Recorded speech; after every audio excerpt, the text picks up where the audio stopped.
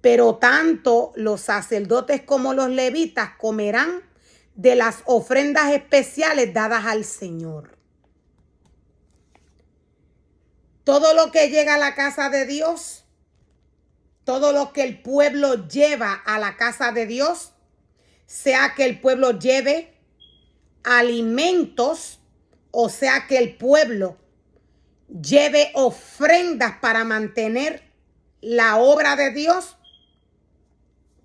todo esto, nos dice el Señor, le pertenece al levita y al sacerdote. De aquí el sacerdote se va a sostener, se va a sustentar. De todo lo que el pueblo lleva a la casa de Dios, el sacerdote se va a alimentar. El sacerdote no tiene heredad de tierra junto con el pueblo. El sacerdote Dios lo separa. El sacerdote Dios lo deposita en su casa y en su altar. Y Dios es su preciada heredad. Dios lo mantiene. Dios lo sostiene. El sacerdote no puede tener, no puede llevar la vida que lleva el pueblo. Dios lo saca dentro del pueblo y lo deposita en su casa y en su altar. El sacerdote no recibirá ninguna asignación de tierra.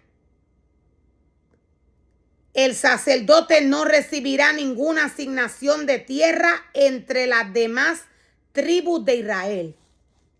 El sacerdote no puede trabajar como lo hace el pueblo. El trabajo del sacerdote se encuentra en la casa de Dios. Este no puede llevar la vida que lleva el pueblo. Todo lo que entra a la casa de Dios es para sustentar la casa de Dios y a los levitas y a los sacerdotes. El dinero que entra a la casa de Dios, el sacerdote no lo puede utilizar para nada que no sea la manutención del levita y el sacerdote y la casa de Dios. Todo lo que entra a la casa de Dios debe de manejarse según Dios lo ha establecido a través de su palabra. Dios nos dice más adelante, no tendrán tierra propia entre los israelitas. El propio Señor es su preciada posesión tal como lo prometió. Dios mismo sostendría al levita y al sacerdote. Del ganado de las ovejas y las cabras que el pueblo traiga como ofrenda, los sacerdotes podrán tomar para sí la espaldilla, la quijada y el estómago. Podemos ver que en esta área de la palabra Dios nos está hablando de los alimentos. Dios nos está hablando de las carnes que lleva el pueblo a la casa del Señor. En este caso Dios nos está hablando de ovejas y cabras. El sacerdote puede tomar ciertas partes de este animal. Usualmente, cuando el ser humano compra carnes, usualmente estos seres humanos no tienen que matar estas cabras y estas ovejas.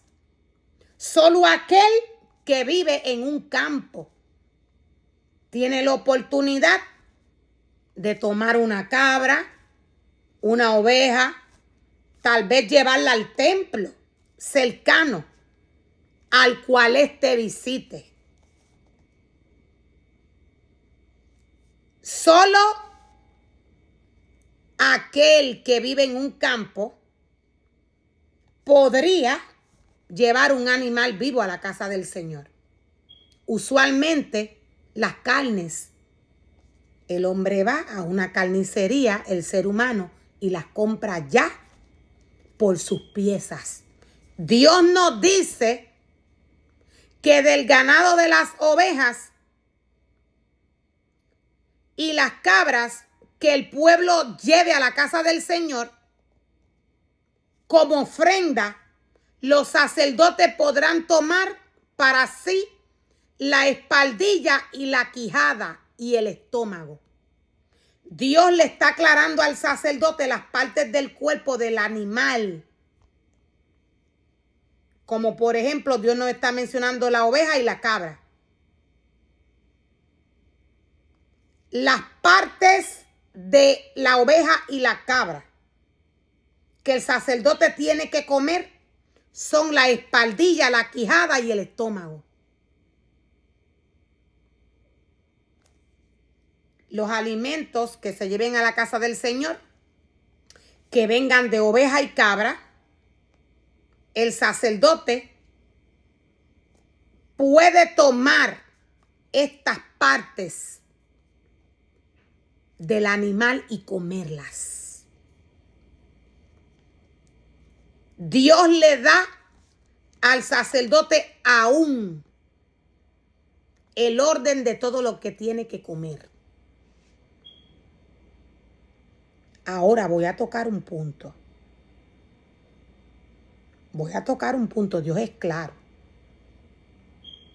Cuando nos dice a través de su palabra que no es que el hombre va a dejar de comer. Hay comidas que el pueblo de Dios no puede comer. Como por ejemplo el cerdo, los camarones. Estos son animales inmundos. Todo lo que Dios nos menciona que su pueblo y sus ministerios no pueden comer porque es inmundo, porque son animales inmundos, el pueblo de Dios no lo puede comer. Dios es claro. Los animales inmundos, el pueblo de Dios no los puede comer. Ahora el sacerdote tiene un trabajo especial en la casa de Dios.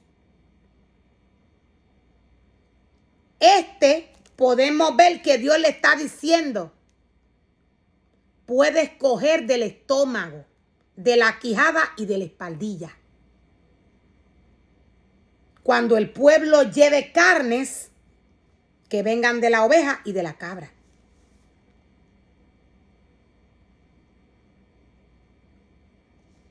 Esto no quiere decir que el sacerdote va a dejar de comer.